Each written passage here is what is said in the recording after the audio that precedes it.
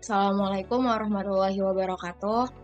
Halo semuanya, kami dari kelompok 6 mata kuliah Ekonometrika, kelas 4B jurusan Ekonomi Pembangunan UIN Syarif Hidayatullah Jakarta. Pada kesempatan kali ini, kami akan mempresentasikan mengenai apa itu data panel.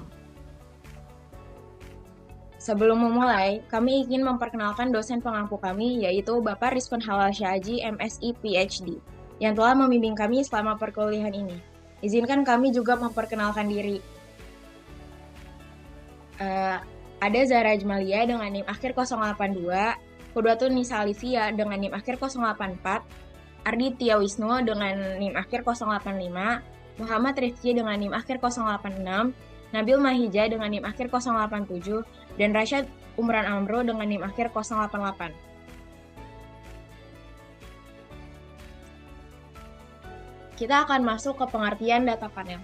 Jadi, model regresi data panel itu adalah model regresi yang digunakan untuk mengetahui pengaruh satu atau beberapa perubahan prediktor terhadap suatu perubahan respon dengan struktur data berupa data panel. Data panel sendiri ini merupakan kombinasi atau gabungan dari data cross-section dan data time series. Time series itu adalah serangkaian data yang dikumpulkan dan dicatat dalam interval waktu yang teratur. Data ini tuh digunakan untuk mengamati perubahan atau tren yang terjadi dari waktu ke waktu. Sedangkan data cross-section itu adalah jenis data yang dikumpulkan pada satu titik waktu tertentu atau selama periode waktu yang sangat singkat. Diambil dari banyak individu atau unit observasi. Selanjutnya ada persamaan regresi data panel. Jadi persamaan regresi data panel itu ada dua macam. Yang pertama ada one-way model dan two-way model. One-way model itu adalah model satu arah karena hanya mempertimbangkan efek individu alpha I dalam model. Di dalam PowerPoint terdapat jelas rumusnya, di mana alpha adalah konstanta, beta adalah vektor berukuran P kali 1, merupakan parameter hasil estimasi, dan XIT adalah observasi ke IT dari P variabel bebas, dan alpha I adalah efek individu yang berbeda-beda untuk setiap individu ke I. Sedangkan sigma IT adalah error regresi seperti halnya pada model regresi klasik. Selanjutnya ada two-way model, yaitu model yang mempertimbangkan efek dari waktu atau memasukkan variabel waktu.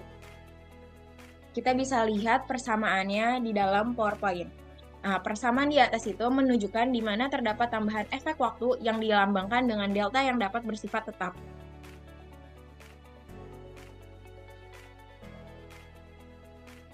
Selanjutnya akan dijelaskan oleh teman saya. Baik, selanjutnya yaitu ada dua jenis model regresi data. Yang pertama ada data cross-section, yaitu rumusnya YI sama dengan alpha plus beta XI plus sigma I, yang dimana I sama dengan 1, 2, titik hingga N. Dengan keterangan N merupakan banyak data cross-section. Lalu yang kedua yaitu model regresi data time series, yang dimana rumusnya yaitu YI sama dengan alpha plus beta XT plus sigma T, yang dimana T ini merupakan sama dengan 1, 2 hingga T, dengan keterangan T sama dengan banyaknya data time series. Pemodelan data panel ini ada gabungan dari keduanya, yaitu adalah model regresi data panel, yang dimana rumusnya yaitu YIT sama dengan alpha I plus beta XIT plus sigma IT, yang dimana seperti dijelaskan tadi, I sama dengan 1, 2 hingga N, lalu T sama dengan 1, 2 hingga T, dengan keterangan N ini merupakan banyaknya unit observasi, T ini merupakan banyaknya waktu, lalu N kali T ini merupakan banyaknya data panel, X yaitu intercept, beta adalah slope, sedangkan sigma IT merupakan error individu ke I waktu ke T. Selanjutnya yaitu adalah tahapan regresi data panel. Yang pertama yaitu penentuan model estimasi.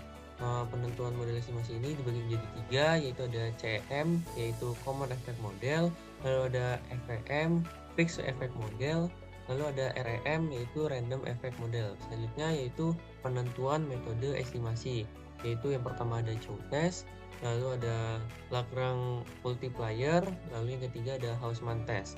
Selanjutnya yaitu ada pengujian asumsi. dibagi menjadi 4. Yang pertama yaitu ada normalitas, yang kedua ada multikolineritas, lalu yang ketiga ada heteroskedastisitas, lalu yang terakhir ada autokorelasi. Lalu yang terakhir yaitu interpretasi. Interpretasi ini terbagi menjadi 5, yaitu ada adjusted R-square, lalu ada uji F, lalu ada uji T parsial, lalu ada goodness of fit, lalu yang terakhir ada persamaan regresi. Baik, selanjutnya materinya akan dibacakan oleh teman saya.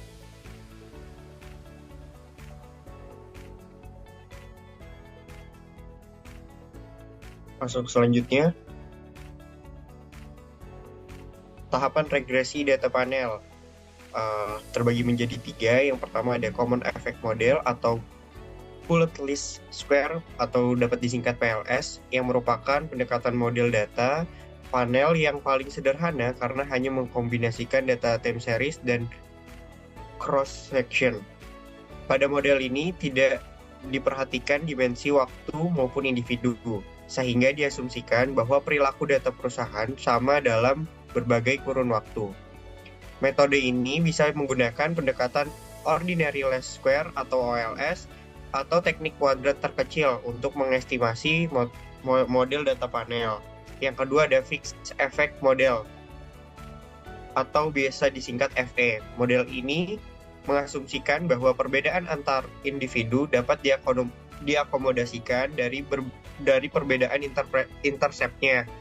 Untuk mengestimasi data panel model fixed effect menggunakan teknik variabel dummy untuk menangkap perbedaan intercept antar perusahaan. Perbedaan intercept bisa terjadi karena perbedaan budaya kerja, manajerial, dan insentif. Namun demikian slope-nya sama antar perusahaan. Model estimasi ini sering juga disebut dengan teknik Least Square Dummy Variable atau LSDV. Kemudian yang terakhir ada Random Effect Model atau RE. Model ini akan mengestimasi data panel di mana variabel gangguan mungkin saling berhubungan antara waktu dan antar individu. Pada model Random Effect, perbedaan intercept diakomodasikan oleh error terms masing-masing perusahaan. Keuntungan menggunakan model Random Effect yakni menghilangkan heteroskedastisitas. Model ini juga disebut dengan error component model atau ECM atau teknik Generalized Least Square atau GLS. Lanjut. Square.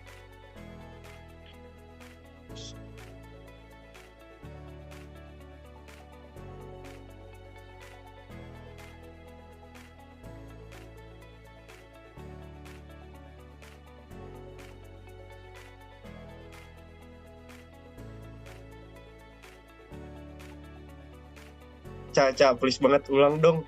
Di gue burem, Cok. Boleh nggak? Astaga. Sorry banget. Demi. Selanjutnya ada penentuan metode estimasi regresi data panel. Terbagi menjadi 3, ada uji Chow, uji Hausman, dan uji Lagrange multiplier. Yang pertama ada Chow test, yakni pengujian untuk menentukan model apakah common effect atau CE ataukah fixed effect FE yang paling tepat digunakan dalam mengestimasi data panel. Apabila hasil H0, maka pilih PLS atau CE. Apabila hasil H1, maka pilih FE. Yang kedua, uji Hausman. Hausman test adalah pengujian statistik untuk memilih apakah model fixed effect atau random effect yang paling tepat digunakan. Apabila hasil H0, maka pilih RE. Dan apabila H1, maka pilih FE. Selanjutnya, yang ketiga ada uji Lagrange multiplier. Uji ini ditujukan untuk mengetahui apakah model random effect lebih baik daripada metode common effect atau PLS. Apabila hasil H0, maka pilih PLS. Dan apabila hasil H1, maka pilih RE. Penentuan metode estimasi regresi data panel tadi dapat digambarkan sebagai berikut. Yang pertama kita harus buat filenya, di klik new terus work file. Karena menggunakan data panel, kita menggunakan yang balance panel. Sesuaikan dengan tahun kalian. Di sini saya menggunakan data dari tahun 1980 sampai 1997. Dan ada 22 provinsi, jadi di sini tulisnya 22. Kemudian untuk masukkan datanya kita bisa pilih empty group, copy dari Excel yang udah ada datanya ini, bisa di copy aja langsung dan dipaste di sini. Untuk namanya bisa diganti, yang ini kita ganti Y, dan selebihnya X1 sampai X5.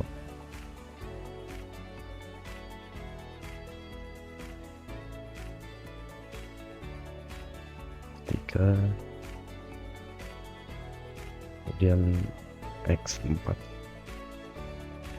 dan X5.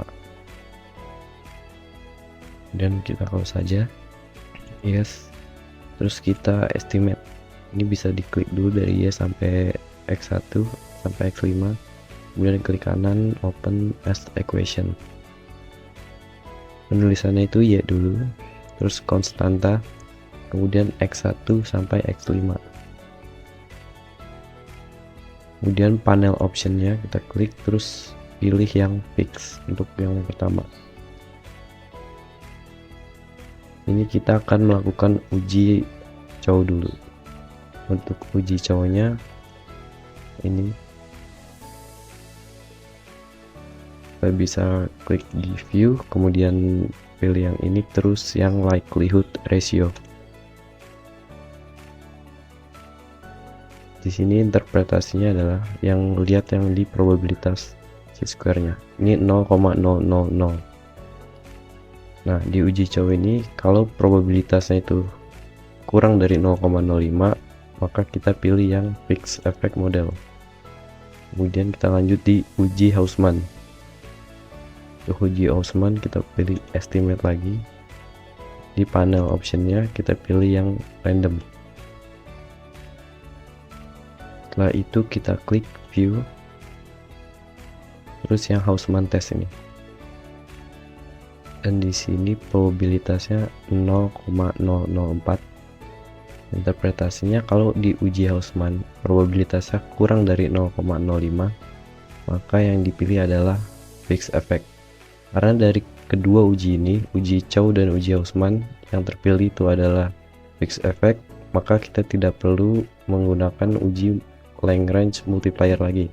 Karena dari dua tes ini udah fix, yang dipakai itu adalah fixed effect model. Kalau udah fix, kita bisa lanjut ke uji asumsi klasik. Yang pertama itu uji multikoleniaritas. Di sini kita bisa klik opta estimate dulu, pakai yang fix karena kita yang terpilih itu fix tadi modelnya. Setelah itu kita bisa ke quick, grup statistik, dan correlation. Di sini Y-nya nggak usah, pakai variabel X-nya aja. Sini udah muncul angkanya, interpretasinya angka-angka yang di sini harus kurang dari 0,85. Di sini X2 sama X1-nya itu korelasinya itu 0,9, yang dimana itu lebih dari 0,85. Tapi selain itu X3 sama X2, X4 sama X2, X5 sama X2, dan selebihnya itu nggak ada yang lebih dari 0,85 lagi. Artinya mayoritasnya itu kurang dari 0,85. Sini bisa kita asumsikan bahwa model ini lulus uji multikoleniaritas. Selanjutnya uji heteroskedastisitas. Kita bisa hapus dulu. Kemudian kita ke view, kemudian ke Excel fit residual ini, kemudian residual grafik. sini muncul grafiknya. Interpretasinya tuh kayak gini. Grafiknya itu nggak boleh ngelebihin angka 500 ataupun minus 500. Jadi harus ada berada di tengah-tengah kedua angka ini.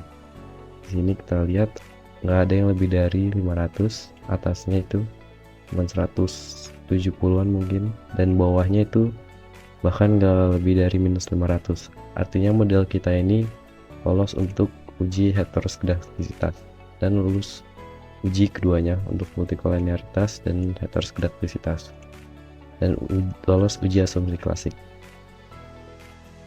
Baik, selanjutnya kita masuk ke persamaan regresi data panel. Yang pertama itu kita akan mengubah data panel menjadi pool data untuk pengelompokan objek. Jadi yang pertama itu kita akan klik approach, lalu klik reshape current page dan unstack in new page. Selanjutnya pada series name kita akan masukkan data cross section pada data time series, yaitu provinsi. Pada one or more juga sama, yaitu tahun. Nah, pada name pattern-nya setelah bintang kita masukkan underscore, lalu langsung aja kita klik OK. Nah, selanjutnya kita klik cross section data yaitu provinsi, lalu kita masukkan underscore di setiap sebelum nama provinsinya, dan underscore Aceh, underscore Bali, dan seterusnya sampai underscore Sumber.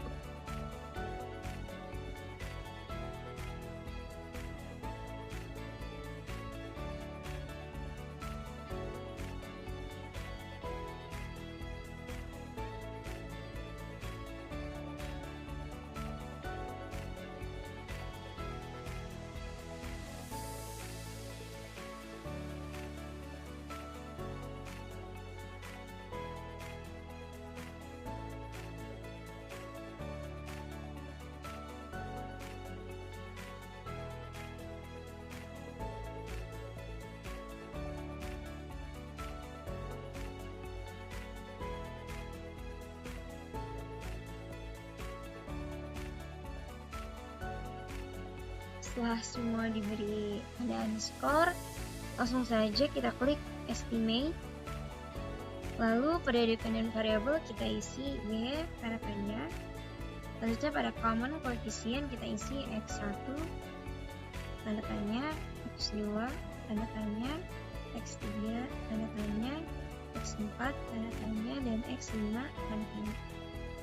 Selanjutnya pada fixed and random effect, pada cross sectionnya kita ganti menjadi fix, lalu langsung aja kita klik OK. Nah, selanjutnya itu akan muncul regresi seperti ini.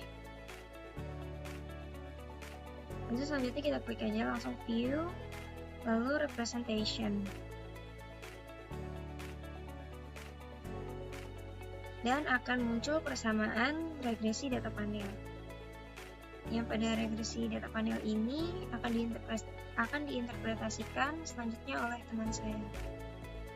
Berikutnya persamaan regresi data panel.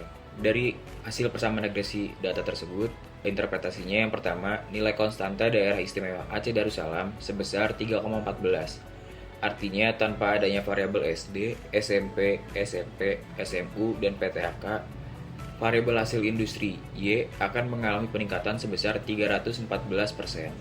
Yang kedua, nilai koefisien beta variabel SD atau X1 sebesar 0,09.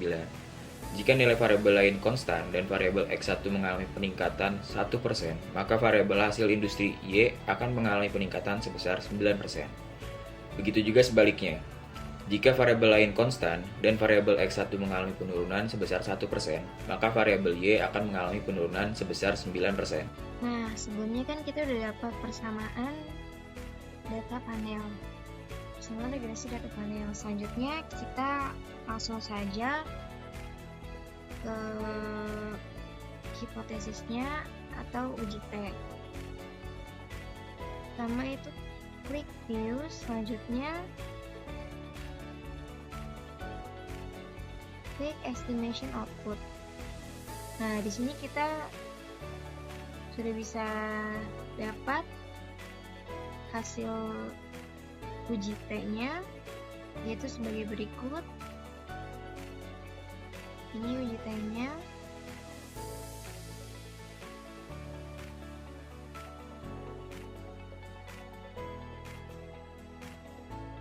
Dan di bawahnya kita juga bisa langsung dapat uji F-nya.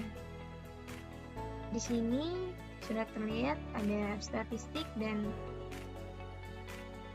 ada adjusted R-square-nya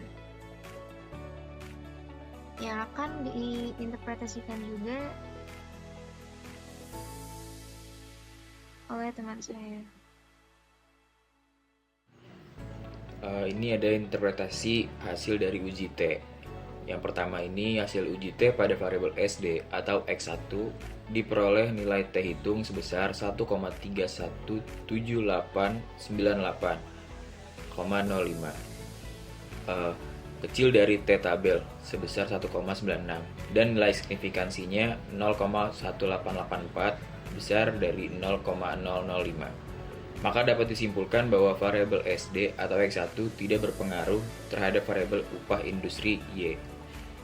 Yang kedua, hasil uji T pada variabel SMP X2 diperoleh nilai T hitung sebesar 3,703681 besar dari T tabelnya sebesar 1,96 dan nilai signifikansinya 0,0002. Maka dapat disimpulkan bahwa variabel SMP atau X2 berpengaruh terhadap variabel upah industri Y.